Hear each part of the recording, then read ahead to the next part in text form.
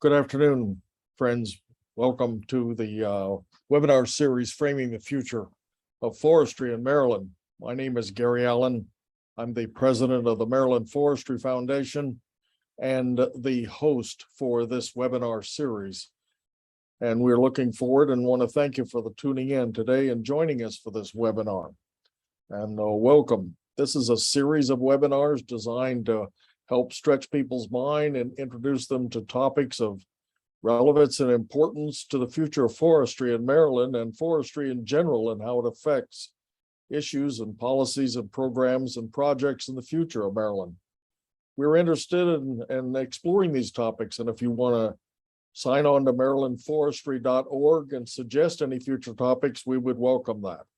I want to remind you that the sessions are recorded and they will be posted on our website in the future. Some of you have been asking about why that has not already taken place for some of the more recent one, but frankly, our website is in a state of transition right now and will be fully operational probably within the next 60 days with all of the webinars that have been a part of this series available. As I said, it's my pleasure and the Foundation's work to be the host of this, but our moderator for the series is Megan Carr, one of our early Mel fellows, and we're very pleased about that, and currently an urban forester in the city of Baltimore. Megan, please introduce our panel for this program. Thank you very much. Thank you, Gary. Welcome everyone to our August edition of the Framing the Future webinar. A couple quick housekeeping notes for our audience members. Throughout the presentation, if you have questions for our panel, please enter those into the Q&A box, as that helps us organize our questions for when we go over them at the end of the session. While we're going to be going over those questions at the end, you're more than welcome to enter them throughout the sessions, and our panelists can either answer via text or we'll just answer them in the Q&A during the last 10 minutes. The chat function, if enabled, is more to contribute points to the larger conversation if you want to raise those with other audience members, etc. But on to this month's presentation. So as an urban forester, and a lot of folks in attendance here are interested in urban areas, of course, we understand that urban forests have traditionally been less well studied than their rural counterparts. And nationally, the USDA Forest Service Forest Inventory and Analysis Study has been collecting data in rural forests since the 1930s to track conditions and provide information to forest managers. Recognizing the importance of urban forests to local communities, the program has more recently been adapted to assess the health, composition, and social dynamics of urban forested ecosystems. So we are very happy to be joined by three experts today who are extremely highly involved in gathering and processing and analyzing that data. First up, we have Mark Majeski, who is a supervisory forester and has been with the USDA Forest Service Forest Inventory and Analysis, or FIA, program for 31 years, working throughout most of the Midwest. He is currently the national lead coordinating the development and implementation of the urban FIA program with a large team, including federal, state, local, and university cooperators across the country. So Mark, you can take it away. Thank you.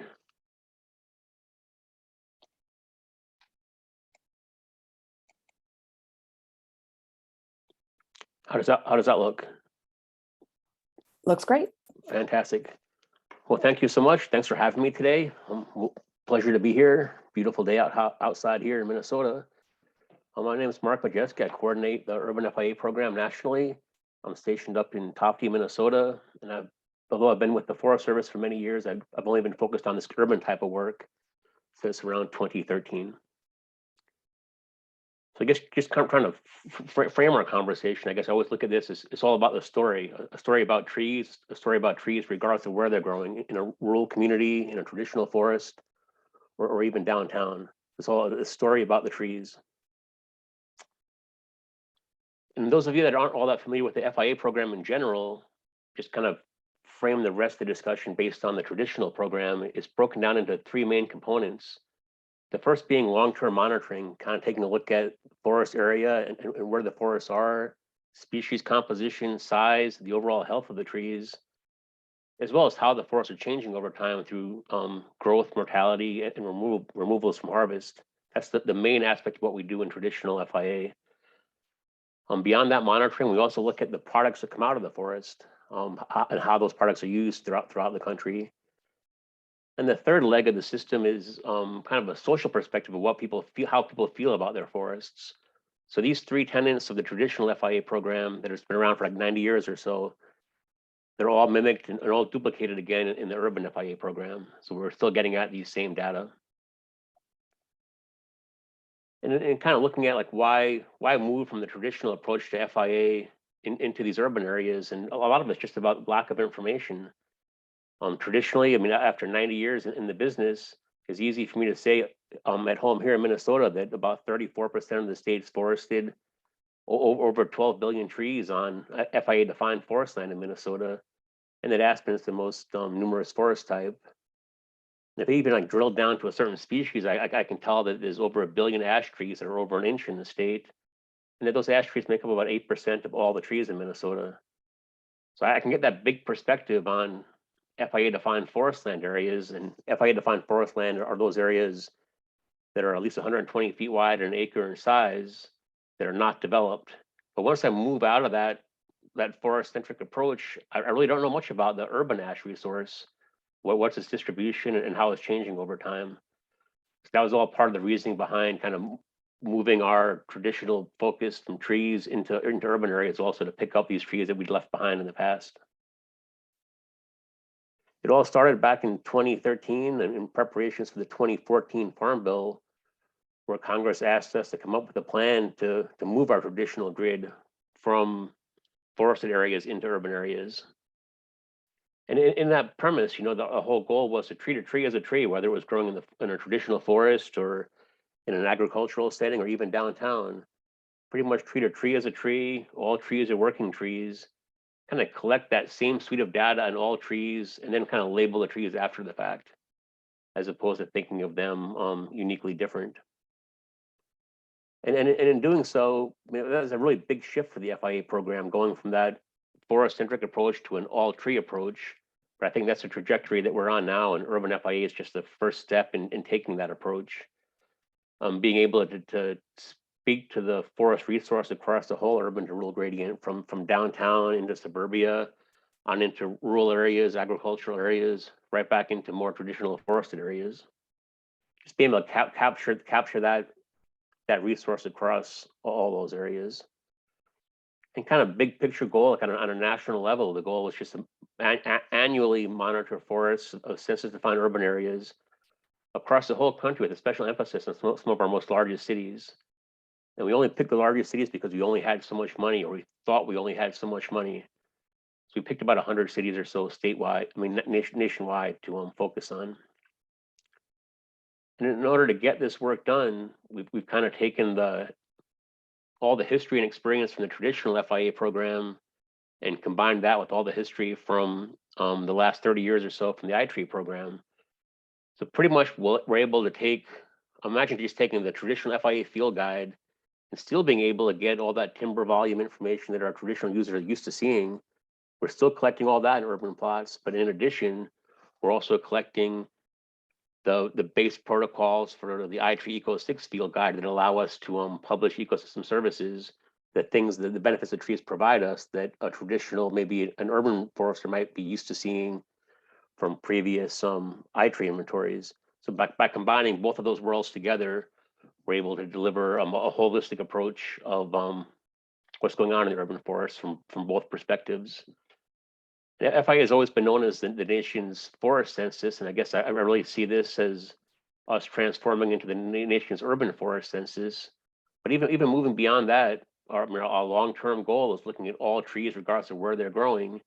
So I even see this urban approach as taking those first couple steps towards becoming the national tree census, regardless of where trees are growing.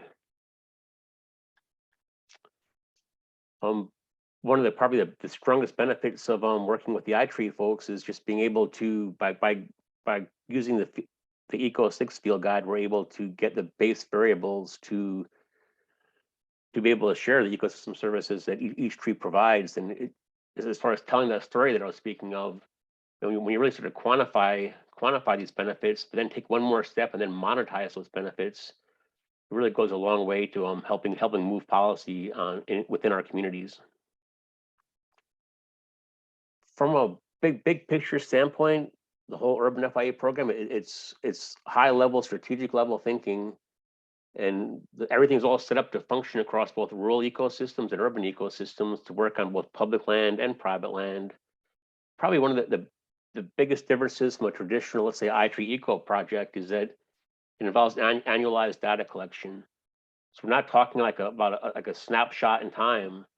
It's a continuous process, annualized data collection. Here in Maryland, both the traditional FIA work and the urban FIA work is split on a 7-year cycle, meaning that we'll do 1/7 of the sample, 1/7 of the plots each year. And then in year 8, we'll start remeasuring them. And then in year 16, we'll do another remeasurement and so on. It's just this continuous process on into the future. You know, a lot of inventories in the past have been just a snapshot in time, and hopefully maybe 5, 10, 15 years later is enough money to duplicate it. Well, unlike those snapshots, probably the biggest selling point of urban FIA is that continual data collection over time, that real live monitoring of change over time. When I spoke to a focus of census-defined urban areas, the census defines urban areas as those areas with a population density greater than 500 per square mile associated with a town or city with a population above 2,500. So those areas are shown here, urban areas, urban clusters are shown here in that blue and purple color. And our goal is to inventory these areas, or sample these areas at a rate of 1 plot for every 6,000 acres across the whole country. So when I say we've got a statewide project going, I mean, like from Minnesota, I've got this boots on the ground in Minneapolis, as well as all the urban areas throughout Minnesota. Same over in Maryland. I've got boots on the ground in the Baltimore City area, as well as all the urban areas throughout the state of Maryland. Nationwide, what that looks like, the darkest shade gray here in the map, these are states where we've got boots on the ground in all of our target cities, as well as all of the urban areas outside of our target cities. That's the darkest area on the map. The next dark layer, like Texas, Colorado, California, and Oregon, in those areas, we've got boots on the ground in at least one of our target cities. And then the lightest areas on the map, I guess I look at those areas as just areas of future opportunity. We'll get folks there sometime. We just can't do it right now due to funding and resources. Big picture, what our sample looks like. I mentioned that the Farm Bill directed us to move our traditional FIA plot grid into urban areas. Well, in reality, the plot grid has always lived. So here's a picture of Maryland with our base plot grid. This represents 1 plot for every 6,000 acres or so across the entire state of Maryland. And traditionally, FIA would only send field crews to these locations if there was a possibility of FIA-defined forest land. If it was obvious that it was not FIA-defined forest land, it fell in a park or it fell in your backyard, then we might take some measurements remotely on the computer, but we would not send crews physically into the field. So now, when the advent of urban FIA, I'll lay this blue layer over the map. And the blue layer here is our urban areas, urban clusters, our census definition of urban areas.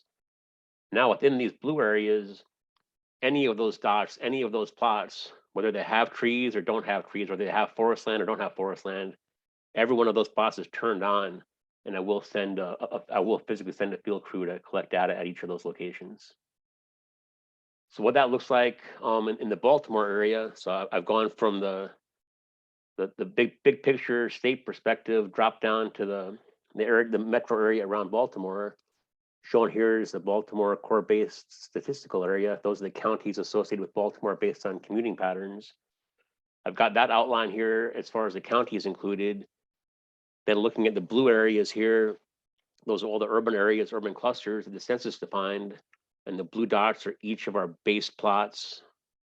They've always been here in the Baltimore area, but I've never sent anyone to every one of these dots. I've only sent people to dots with the potential for forest land. Now, in the advent of urban FIA, we will send folks to each of these locations. And then that's at a rate of 1 plot for every 6,000 acres of urban areas. In addition to that, we will intensify the sample within the city limits. So within the city limits, where I only have 10 or so base plots, I will grow that sample to get to about 200 plots or so citywide. Where we stand nationally now, we started back in 2013 talking about this. Our first data was collected in 2014. Baltimore was one of the first cities we implemented this in back in the eastern part of the country. It was Baltimore, and in the western part of the country, we started in Austin, Texas. But right now, we've got boots on the ground in 44 cities and across 28 states. And 24 of those states are, like I said, fully operational, meaning city project as well as statewide projects.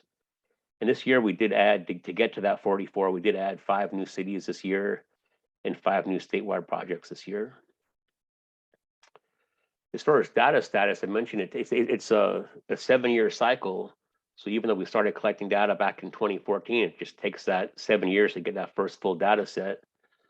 So looking around the country currently, I've got 7 complete data sets that are being processed right now, data processing.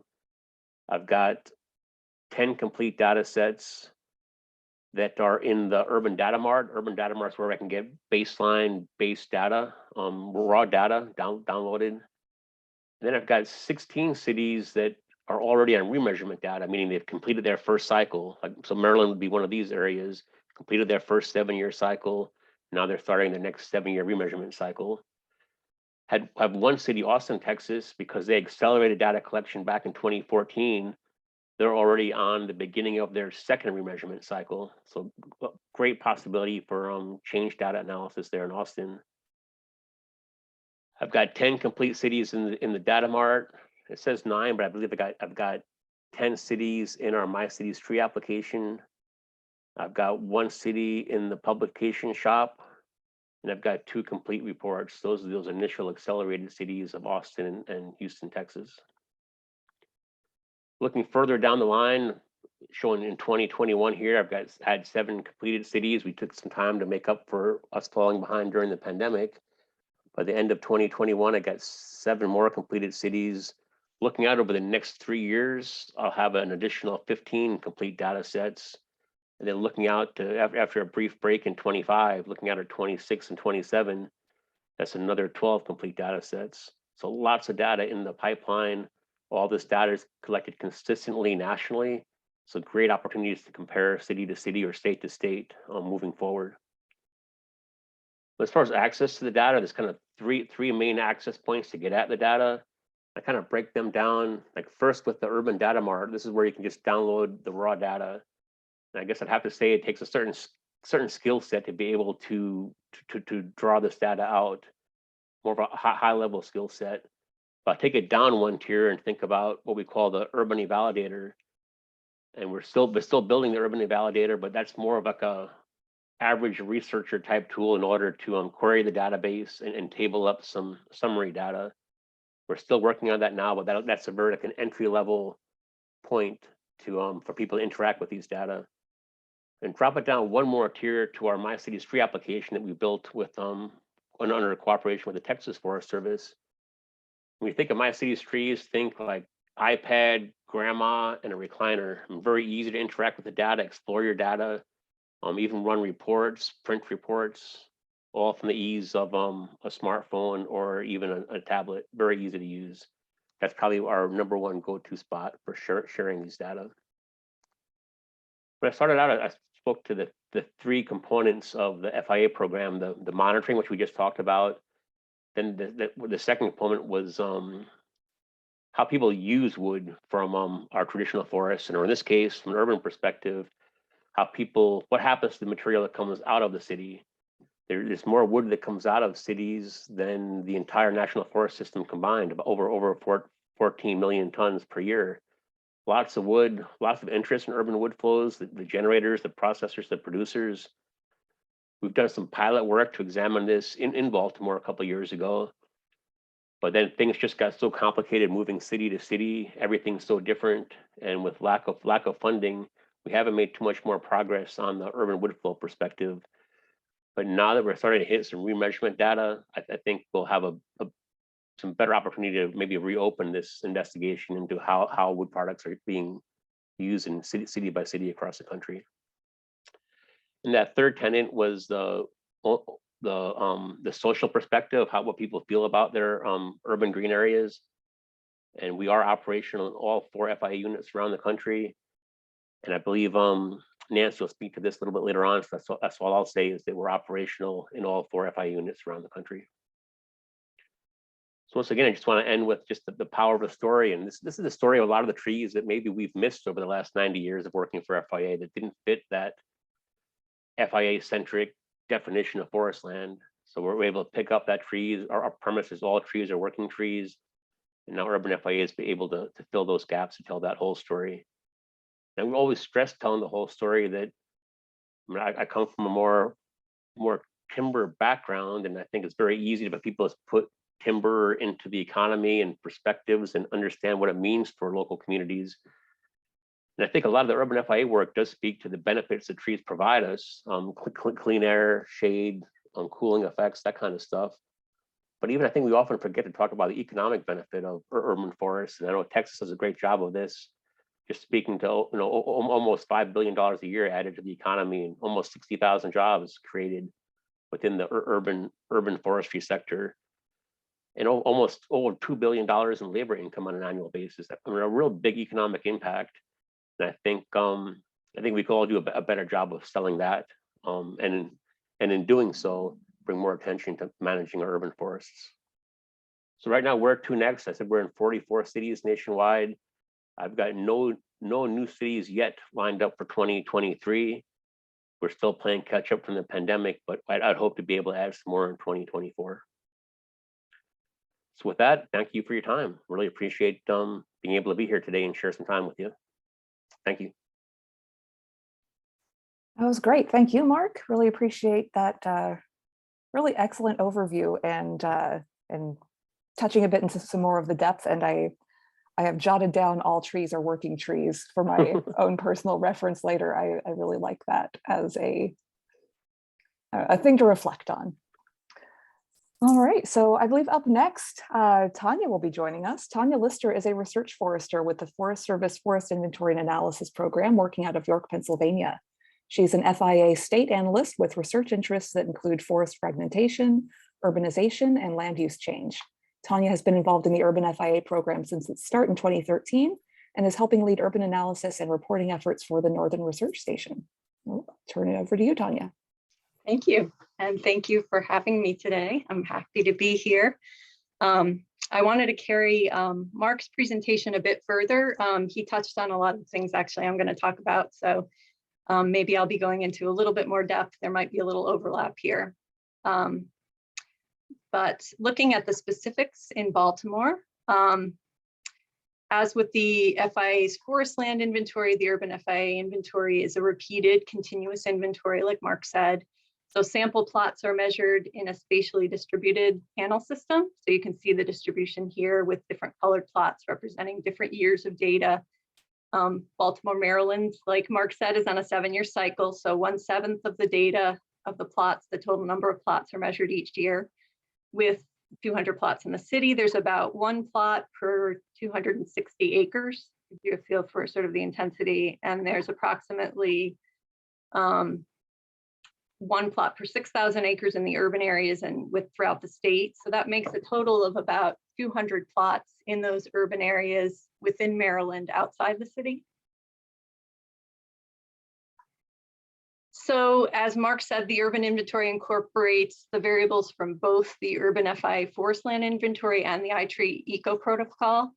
And as he mentioned, condition measurements are taken across all land uses, not just the FIA defined forest land. So we have, generally speaking, FIA collects stand and site characteristics, measurements of trees and saplings, including species type, their health condition, information on seedlings, and the presence of invasive plant species is also captured, as are derived estimates of volume, biomass, carbon. Since urban FIA data is collected annually with repeated measurements, as Mark said, change and trend data are also possible to estimate. And then we have some add-on urban data. In addition to the core FIA variables, there's things like percent cover of various vegetation types, impervious and permeable surface types. There's also some urban specific damages and a tree use variable that identifies whether a tree is riparian tree, maintained tree, or street tree. And then finally, the full suite of iTree eco variables are incorporated into the database. So I wanted to just show you the status of Baltimore's urban FI data. We started with data collection annually in 2014. So for each year, urban FI data go through several stages of review and certification. Once data is loaded in the database, and then once again, when the data are, once the field data are loaded in the database, and then once for an analytical review, once the data are summarized and being prepared for review and processing. So all of the Baltimore field data through the 2021 field season have been reviewed and certified. And currently we're in this stage of FIA compilations.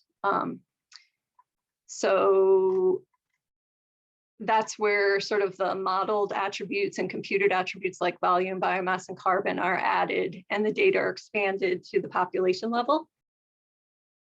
So after that, we send the data out for iTree processing, and they're sent out and then imported back into the database. And then there's a final review that includes population level estimates of all the FIA and iTree attributes, and the data are posted publicly.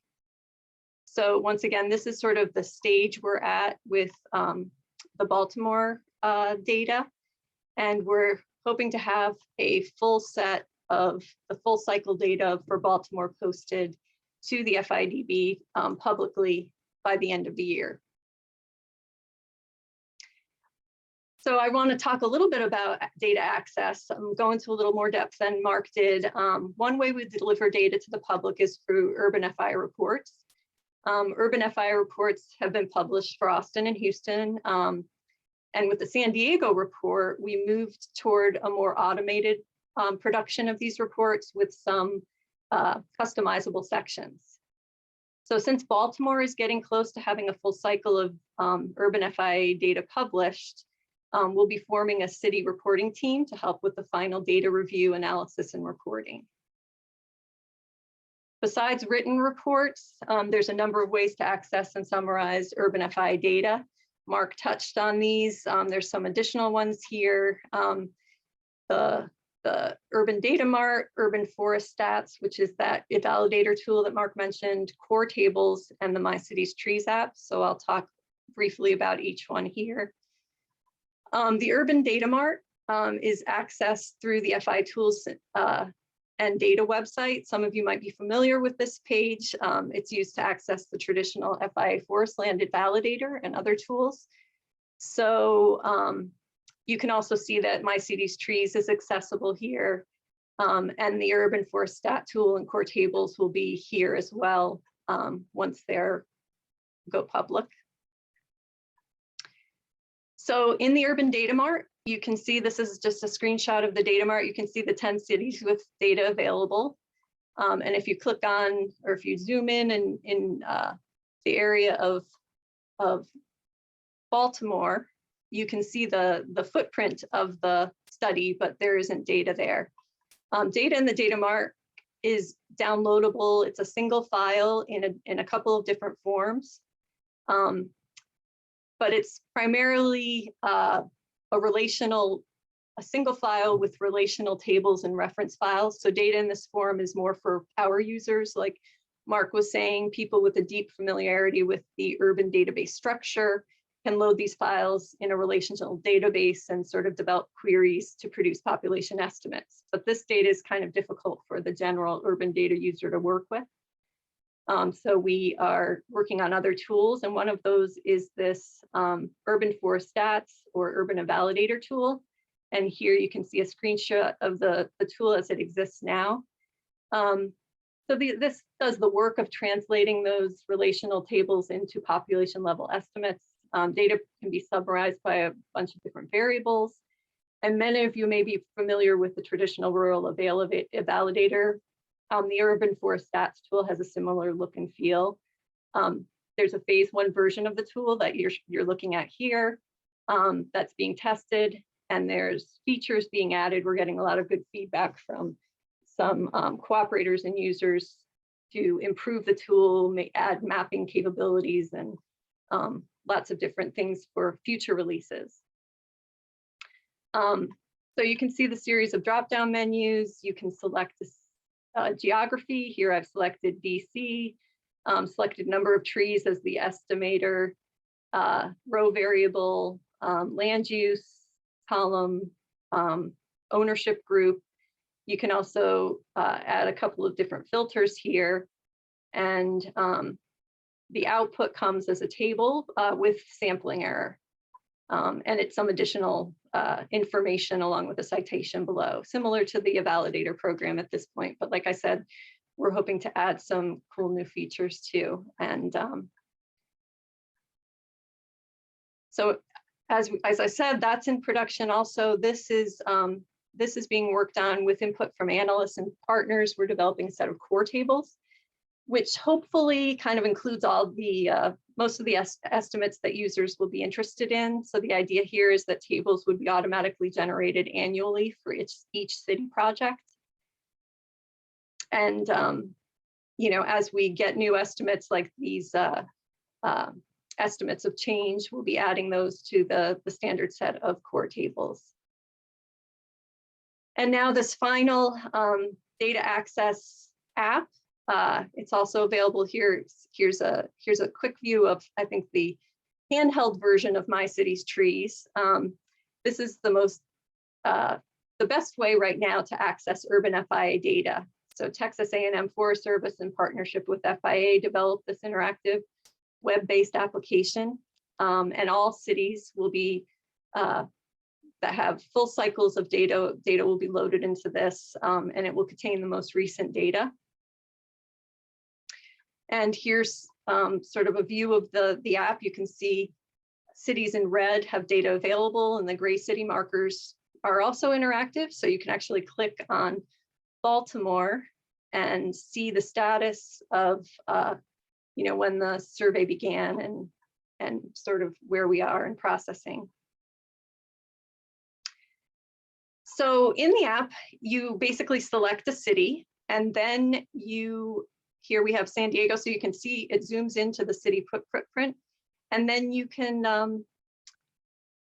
see unique spatial themes for each city. These are how the data can be summarized. So for San Diego here, you can see there's land use, watershed, pollution burden level,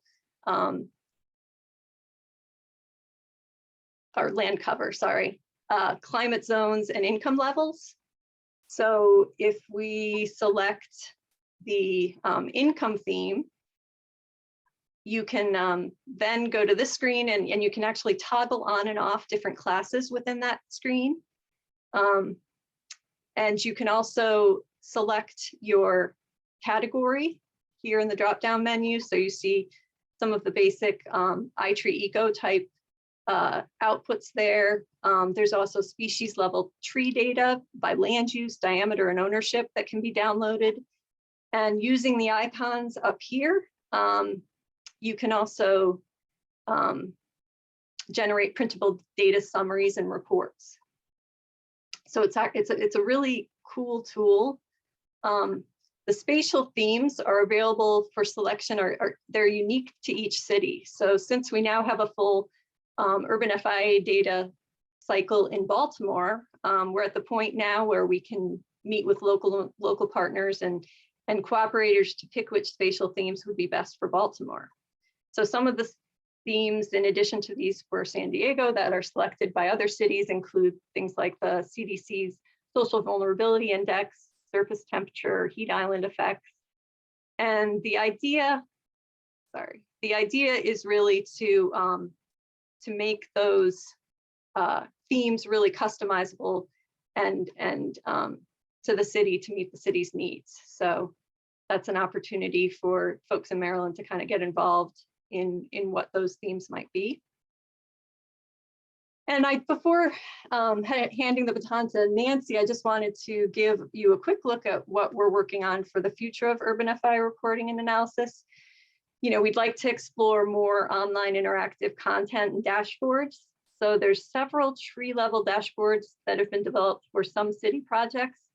Right now, they're just being used internally, but we hope to publish and improve on them. Remeasurement data is currently being collected, as Mark mentioned, including Baltimore. So we're making database modifications to facilitate the reporting of change and trend data, including growth removals and mortality type data for urban reporting. And eventually we've planned to produce state or region level urban estimates using all urban plots, including those outside of cities. So the Wisconsin state level inventory is our test case. State partners provided resources to intensify sampling there. At the state level in Wisconsin, we're working with that data to develop data processing and iTree compilation methods that will work at that coarser scale. And we're also working to compare estimates within the city to the surrounding metro area and state, and to find ways to incorporate some of the urban landowner survey data into our plot sample for inventory analysis and reporting, which kind of leads us to Nancy's presentation, which will involve that urban landowner survey. So I'll stop there and pass the baton to Nancy. That's great. Thank you so much, Tanya. A lot of really exciting tools that I'm interested to poke around into now. All right, so our final presenter for today, Nancy Falks-Asante, is a research ecologist with the U.S. Forest Service Northern Research Station. She is based at the Baltimore Field Station, where she works as an interdisciplinary researcher studying urban social ecological systems. Nancy has a master's in conservation biology from Columbia University and a PhD in plant science from the University of Maryland, College Park. Nancy, it's all yours. Thanks, Megan.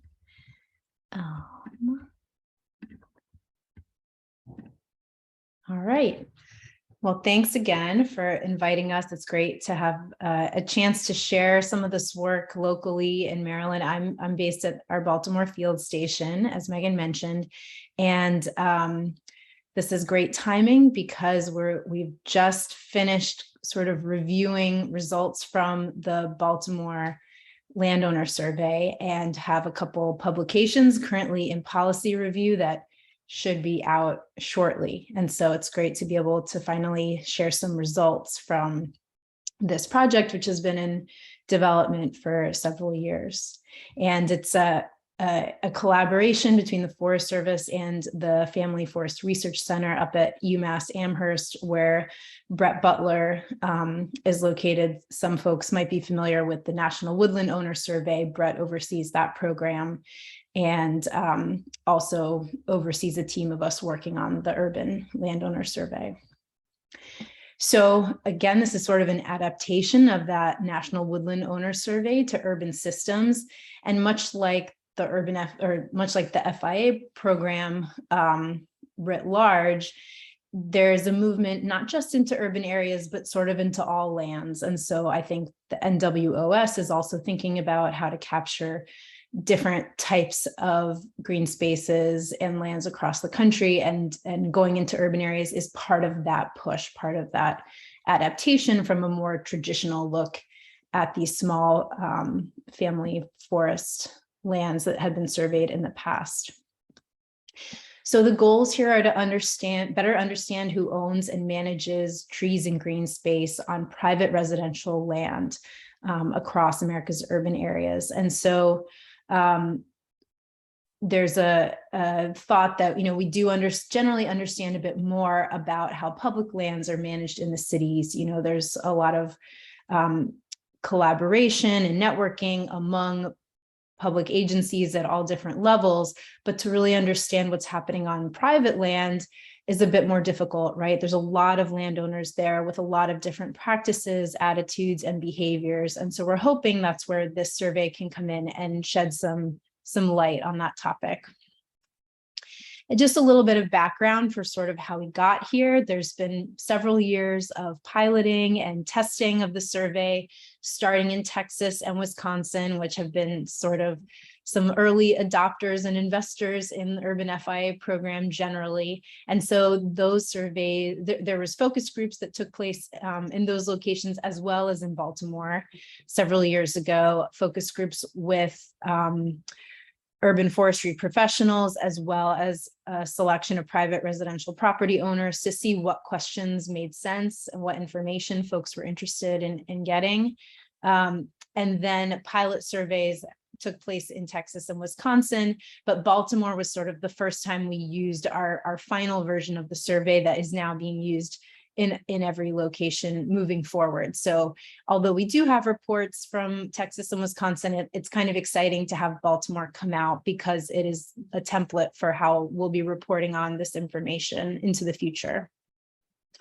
So again, we're targeting these private residential property owners within the urban areas, the census defined urban areas, and they must own green space of some sort, but they do not have to own trees. So we are kind of taking this broader view of the urban forest as including other types of green space.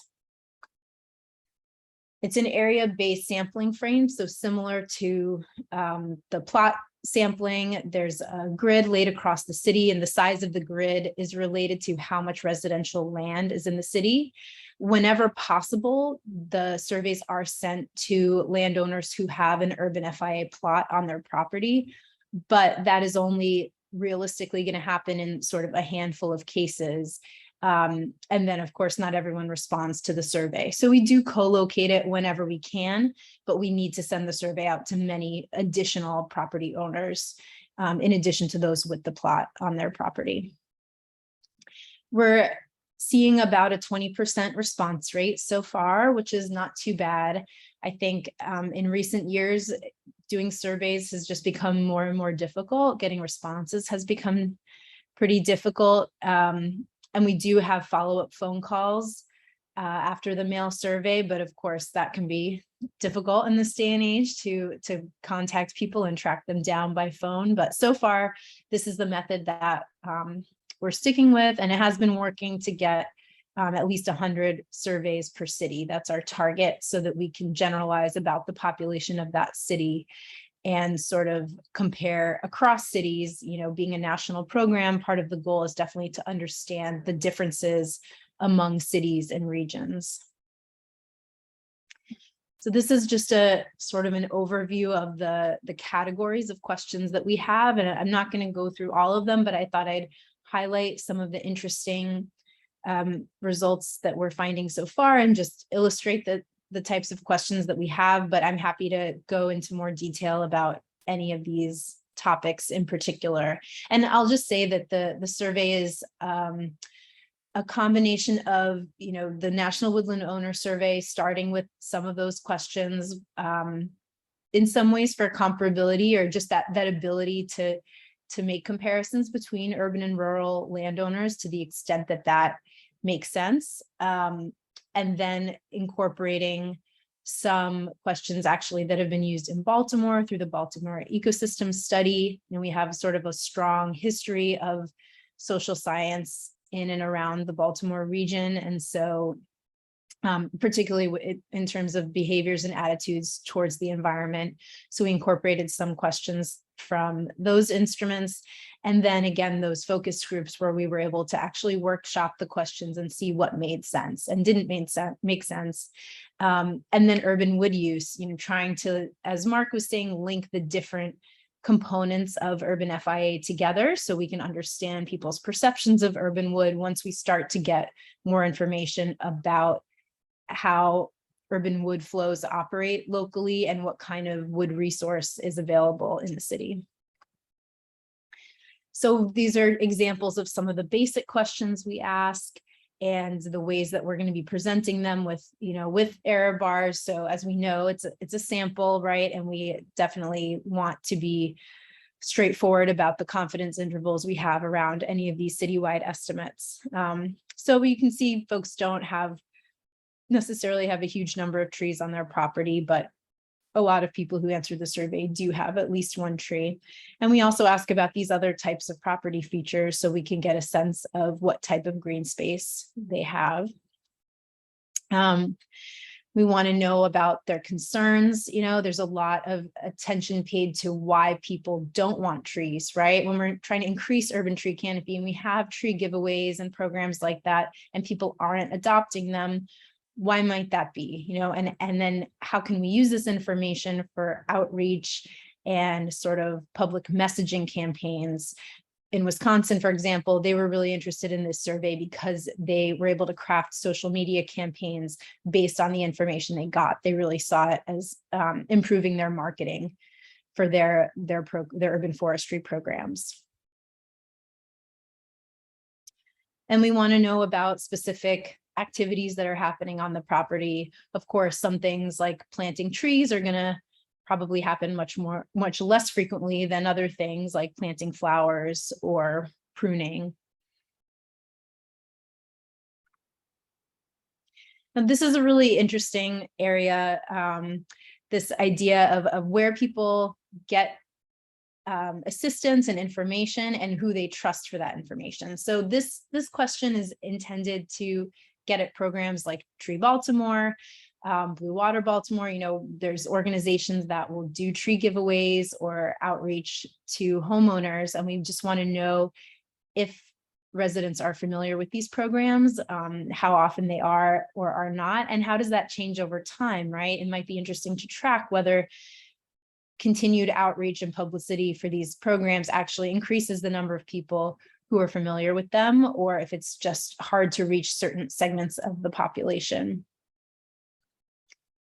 And then these questions about trust. You know, it's interesting to see, and this is true not just in Baltimore, but in some of our other pilot locations, that it's really often the landscaping and tree care professionals that people are interfacing with more than government, nonprofit, extension agents. And so just being realistic about where people are getting their information and figuring out how to get them the correct information can be helpful for partners who want this information.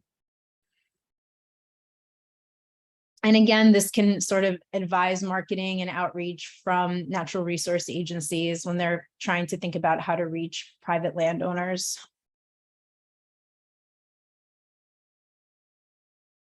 I guess in this day and age, when obviously social media has become the way that people communicate, it seems above all else, it's interesting to see that talking to people in person is just as important when it comes to their land and their yard.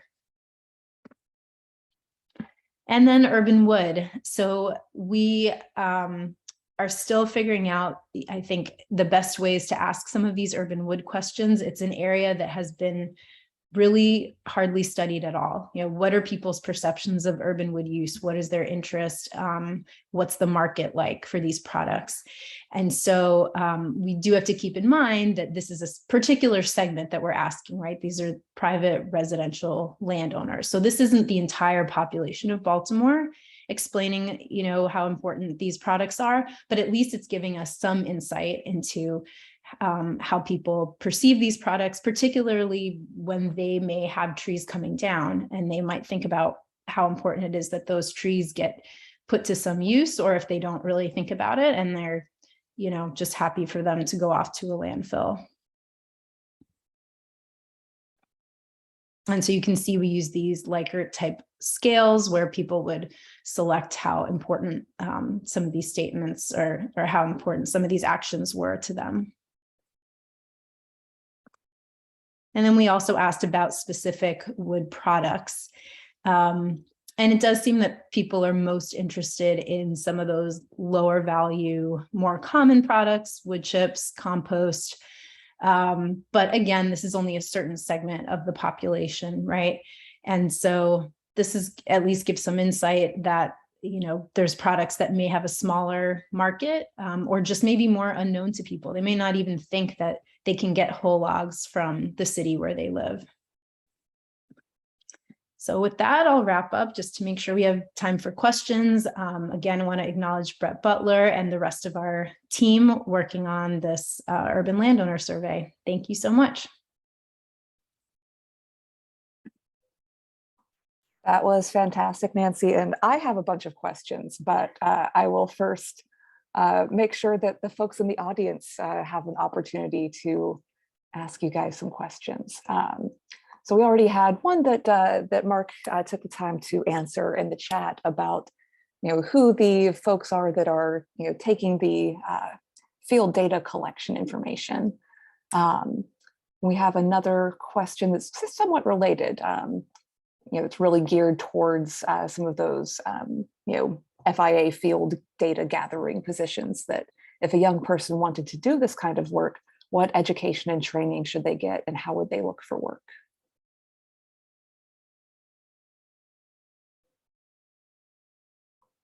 Mark, if you're in, Mark, or is anyone on this engaged directly in the hiring process for field personnel or familiar with the skill sets that those folks tend to have? Yeah, I mean, pretty much most of our federal positions that are collecting data have some type of 4-year forestry or biology type background. And they work both in traditional FIA plots and urban FIA plots. On the contracting side, I believe all that's required is 2 year of some sort of biology, forestry type background, education wise, plus a couple years experience and the ability to make it through the certification process. Yeah, and it's an interesting topic, since there was a recent article that's been kind of making the rounds about the need for botanists and similar ecological trained professionals, and what you'll generally see in the comment section is people bemoaning not being able to identify those opportunities. So there's certainly interest in getting engaged, but over the years we've really struggled to hire botanists, and when we do hire them, we really struggle to keep them because we can't, the salary isn't, they're always able to find better jobs. I mean, I shouldn't say better jobs, more higher paying jobs. So it's hard to find and retain people with that botany expertise. All right, so well, I'm going to utilize my microphone privilege and again, coming from the perspective of an urban forester, I'll first just say that a lot of the concerns that people identified about trees really lines up so closely with my experience in getting, requests for street tree inspections, or I'd say that really accurately reflects a lot of my experience with what people are concerned about. And so you mentioned, Nancy, that there are some cities where there are programs where they've really utilized that kind of data to develop some messaging. Have you gotten feedback about whether some of that messaging has been really effective, or how they feel that that has resulted in changing any minds? Yeah, I think in Wisconsin, they've been doing messaging across the state in different urban areas. And so it was interesting for them to be able to compare among their cities, the responses that they got. And they did use that to sort of customize messaging. And I think they even tested out sort of different Facebook campaigns with different messaging. And they did feel like they got a positive response, that it was beneficial. And I know Dexter Locke from our office also has been engaged in some of this type of research of how best to reach homeowners with tree giveaways, how to follow up. And so it's certainly, this survey is not the only piece of that puzzle. I think there's a lot of other research being done along those lines, but hopefully it can help and also give insight by asking the same questions across a lot of different regions to see what that variation looks like and why it might be different. Obviously flooding and water quality is really important in our region. but in other places it's drought, right? Or fire stress. For the Denver survey, we added, I forgot to mention that we have a space for a couple sort of custom questions. And in Denver, for example, those were related to fire because fire risk is really important out there. Great. So Elliot has a question about the data utilization, and is the urban FIA data being utilized for the EPA national or state greenhouse gas inventories?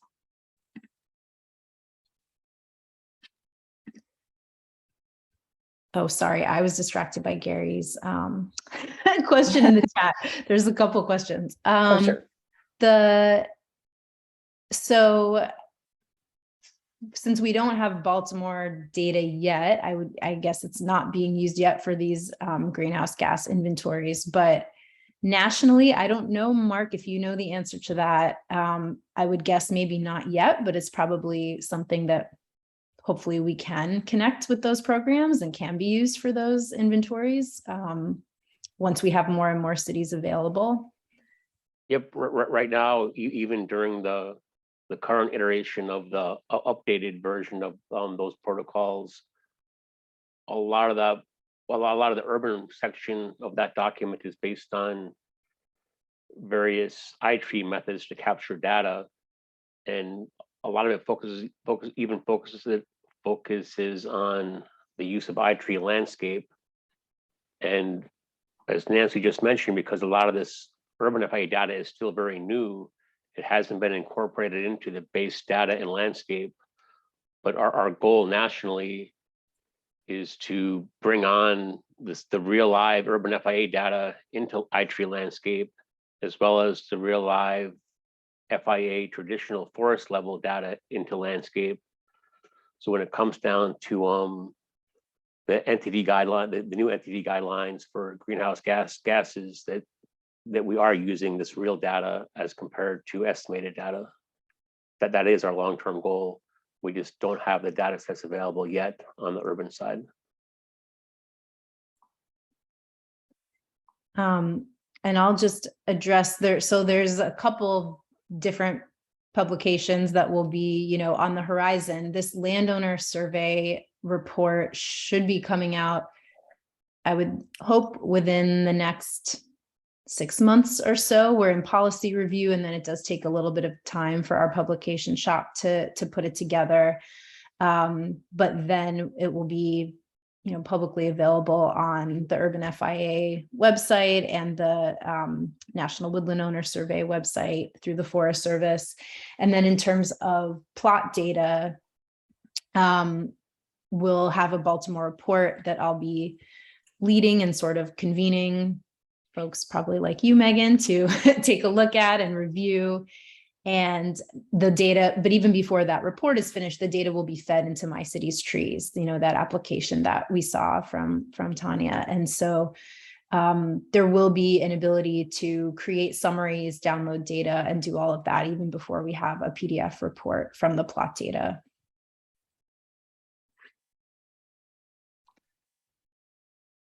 Great. Yeah. And so we have just about a minute left. And there was another question that I think it's kind of in two parts. So we can start with whether there was a category for homeowners associations, common areas, since a lot of those tend to have strict rules as far as how those are managed and whether those are managed significantly differently than other areas. Is a great question that I don't believe so, but everything will be broken down based on our land use category. So all we'd be able to say would be multifamily residential or residential. We wouldn't be able to link that specifically to anything beyond that. Oh, I was thinking it was a question about the landowner survey, but we should answer it from both perspectives. But certainly if it is related to carbon and, tree dynamics, then you would need it at the plot level. And Mark's right, we don't have it there, but we do have a lot of questions, which I wasn't able to get into, about sort of perceptions of the neighborhood and neighbors' properties. And so I think we have an ability to link how folks feel about their neighborhood and their neighbors and how that might impact the management on their own land. Great. Well, we are right at 2 o'clock. So I know that the three of you are all quite busy. And so wanted to thank you again for taking the time out to give us this information and share with our audience, and to thank our audience as well for joining us today. Yeah, thanks everyone. Gary, any final thoughts? No, but I think just in closing that I want to thank the panelists for the excellent presentations and extremely useful information for many program people throughout the state of Maryland. Your work, I think, has updated a lot of people on the progress of the FIA, both nationally and locally. And we look forward to following up with you when the publication that you described is available. And Megan, I'm sure, will be involved in that. And we want to follow up and perhaps do a follow-up presentation based on the detailed data that is then available in 2023. Sure thing. Thank you, Megan. And I'm going to close the conversation. And again, I want to thank all of you for your time and participation in this webinar series. Great day. Thanks, Gary. Thanks, everyone. Thank you, everyone.